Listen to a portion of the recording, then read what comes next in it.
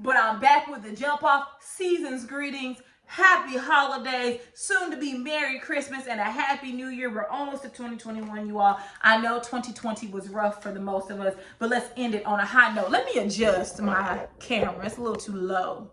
I'm so happy to be back, y'all. I've been swamped and overwhelmed with work. So, y'all already know what it is. Y'all see the title. I will be doing a recap, critical analysis of RHOP Reunion 1. I'm going to do it, but I need to sit down and look at it because the first time I looked at it, I was busy and I was tweeting and all that. So I need to really look at it and absorb it and do a video. But don't worry, that's on the way. Right now, we're talking about Passa, Jamal Bryant, and his response to Monique at the reunion. So here's the thing, you all. Let's talk about it.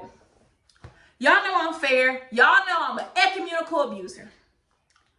Pastor Jamal Bryant, your reputation precedes you. Everyone knows about your indiscretions. Even your ex-wife, Gizelle Bryant, came on season 1 and said that you were a cheetah, pumpkin eater. That's what she said, and that's how she said it. Roll it back to season 1. Roll that beautiful bean footage. She wrote an entire book and won an award about it recently, about your indiscretions in the church. So let's not pretend as if you don't know where these allegations are coming from. However, that does not mean that you don't have the right to defend yourself and to respond back. You were not at the reunion. And if we're going to be fair, in all of Jamal Bryant's scenes on Real Housewives, he never spoke about anyone else besides their children, Gizelle, and their family. That's it. He didn't mention any of them. The only interaction he had was when they were in Portugal, and Gizelle took her phone and said, "That's Robin." And he was like, hey, how you doing? And hung up. That's it. So we have to be fair that Jamal has not been a part of the mess in the show. He never even mentioned anyone's names. But Monique, your husband, did. And so now we about to roll that beautiful bean footage because, here's the thing, Monique. I'm not about to play with you. I'm not about to play with you and your delusions and your lies and your gaslight and your lack of accountability. By the way, for those who want to know before they watch the reunion episode, no, I was not impressed by that Lisa Frank 99-cent folder she brought to the reunion. I'm not impressed with OT. We all know Jamal Bryant loves the ladies. All right? We all know that. Ain't no surprise. We all knew that the relationship was fake. I mean, we know that because go back to the other seasons and watch Gizelle's interaction with Sherman and how much she loved him and her kids loved him. So we already knew. We know that all of them need storylines. So let's not play dumb and that like we didn't know. I mean, I don't care that it's fake. I really don't care. What we gonna do? Monique, you want to talk about, because you had a response this morning, which I'm gonna read first, for Jamal's video. And you said that his whole response just proves that there are demons in the church and in the pulpit, because what pastor goes on live and does that? But yet you, Monique, you and your husband identify as Christians. And you came on a show and you've called these women out their names. You've labeled them with vulgarities. You've cursed them out. And my God, you physically assaulted one. You got away with it, but you physically assaulted her. Your husband went on live, which I'll play in a few seconds for y'all, a few months ago when the show first came on, and called the ladies of the cast tricks. Hold on, let me get it out. He called the ladies of the cast tricks. He even also said that he wished he was Bruce Jenner, his words, not mine, so that he could stomp the mess, he actually said the curse word, out of them. In a later portion of the Instagram live, he said he wanted to slap the mess. Well, he said shit. He wanted to slap the mess out of them. Here y'all go. So when you talk about demons in the church, you and your husband is one of them. He wasn't even original. Dude, I already did the binder thing. Go get your own thing. He was making fun of you, Monique. He was mocking you. I know you don't catch up on that because you're so full of yourself. He was mocking you.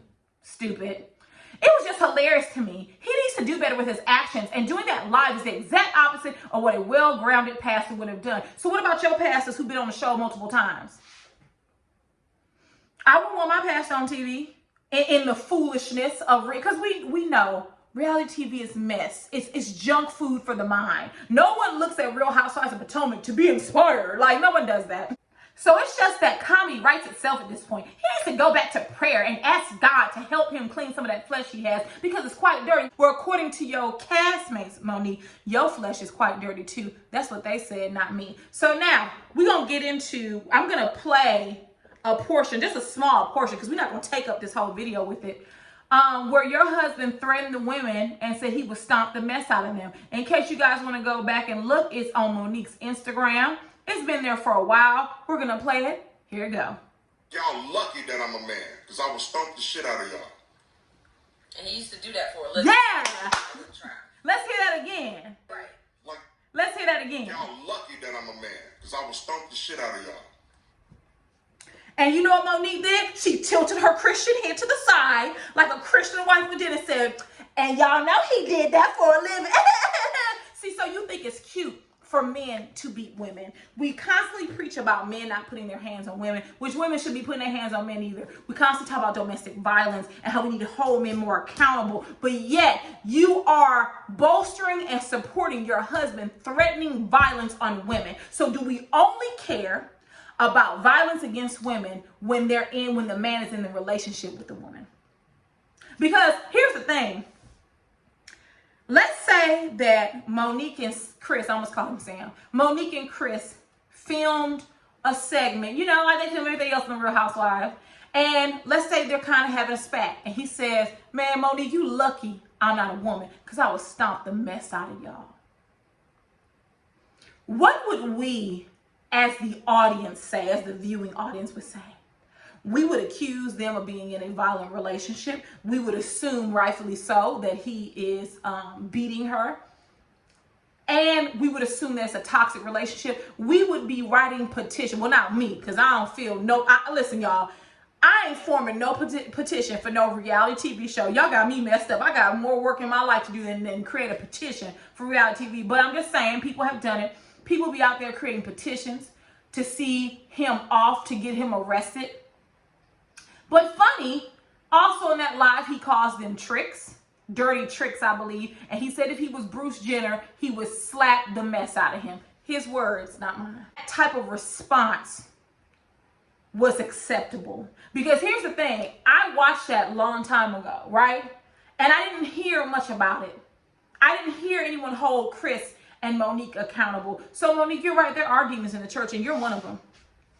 You have a habit, you have a bad habit. You have to put your hands on people. You like to be violent. And you and that friend, Portia from Real Housewives of Atlanta, I'm going to cut into you, Portia, when I get to the reunion, because I ain't done with you. I have a whole problem with Portia. And I know y'all love Portia because she gives you looks, but we gonna save that for later. But y'all love to say that you guys are working for the Lord and that you love the Lord, but you do everything that is the antithesis of walking in what a Christian path would be. See, you know, I too identify as Christian. But one thing I wouldn't do is jump on someone because they told me to drag them, right? You would have to do a little bit more than that. A lot more than that to get me to do that. And here's the thing, Monique, you have utilized your pastors on the show in more recent times and in the past to portray this picture of you, that you're a wholesome person and a wholesome wife and a great mother. And the cherry on top is that you're a good old Christian. You're a Bible-toting, thumping Christian. When your husband just sat up there and called these women tricks, I'm sure your pastor wouldn't be happy with that. Matter of fact, a lot of y'all didn't even catch it. Jamal in his live said, I've called your pastor and had a conversation with him. Now, someone who does identify as Christian,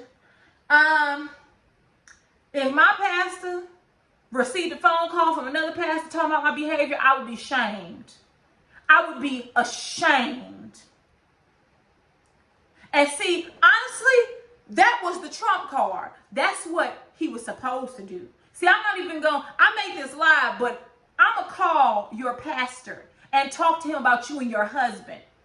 See, I don't want to jump ahead because we haven't seen it yet, but Chris did stand up in the reunion and start raising his voice. Because remember, in this Instagram live, which was posted months ago, he called them tricks and threatened them with violence twice. And you ain't got to take my words for it. It's right there on Monique Samuel's IG. She was loud and proud because she even said, he used to do that for a living. Oh, so I didn't know football players stomp people, right? See, that's what happens when you silly. And see, let me tell you something about that holy horror comment you made. A lot of people thought it was funny, but you didn't make it up. You didn't come up with that. You ran to one of your good girlfriends or one of your good guy friends and asked him to help you with something cute. Because here's the thing. If you was articulate as you think you are, if you was as smart and quick and witty as you think you are, you wouldn't have had to put hands on Candace. You would have had words that would have straight ethered her soul. But because you verbally could not compete, you resorted to physical violence. So if y'all want to know what I think, Jamal had every right to defend himself.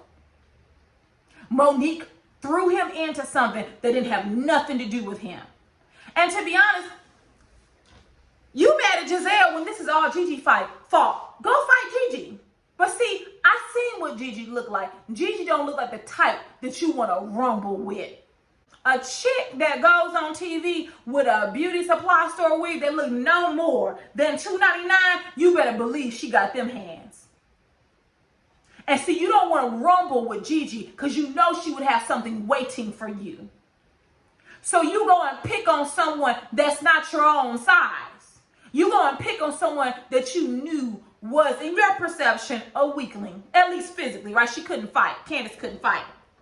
But how come you didn't put hands on Gizelle? See, you sashay in this season. I'm going to be nice to Gizelle. You know Gizelle don't like you. Gizelle done told you to your face she don't like you. That's one thing I will say. Gizelle done told you several times she don't like you. And you kept trying to scoot up and butt up next to Gizelle. So you should have been expecting her to spread a rumor about you. What? You mad at Candace what? Because she sat there and didn't call you and tell you that they said it? So what? So what? You took your anger out on Candace. But here's the thing. All of that huffing and puffing and bringing Lisa Frank folders to the reunion, but you ain't answered that question about that trainer, have you?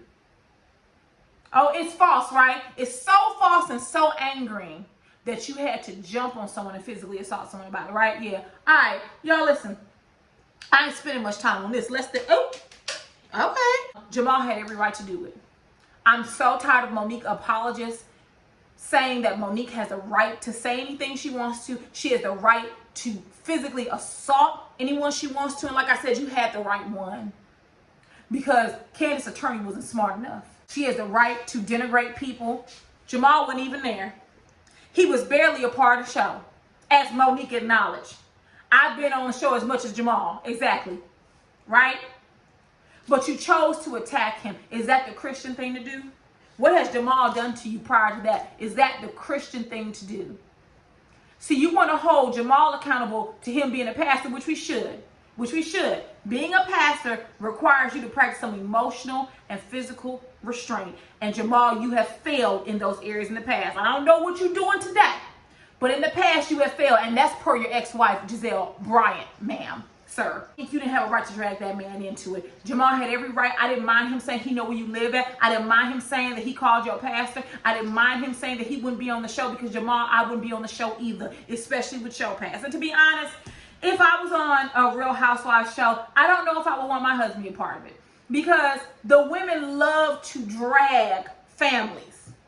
They can't just talk about themselves. They have to reach out to the children, to the husbands, to moms, dads, in order to hurt their intended target.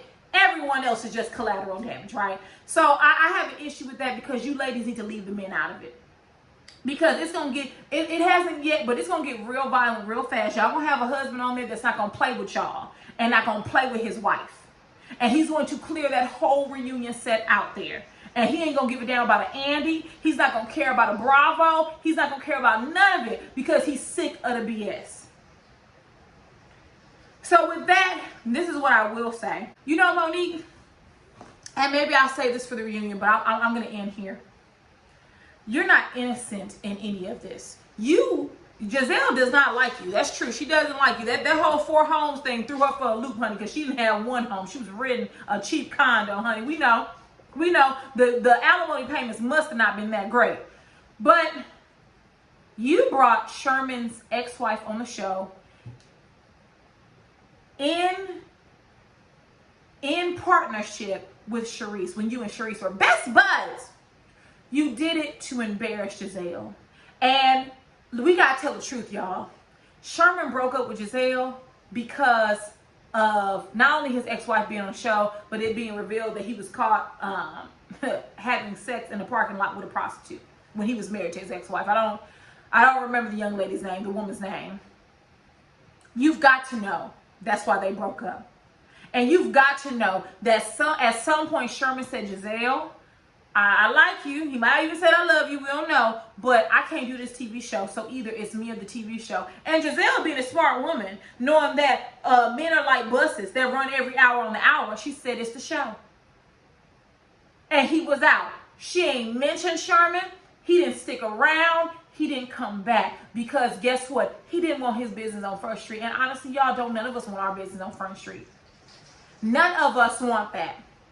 Monique, you cannot just glide over your behavior. And in that Instagram live, your husband did it. You know, my wife done some stuff. No, she's done way too much stuff.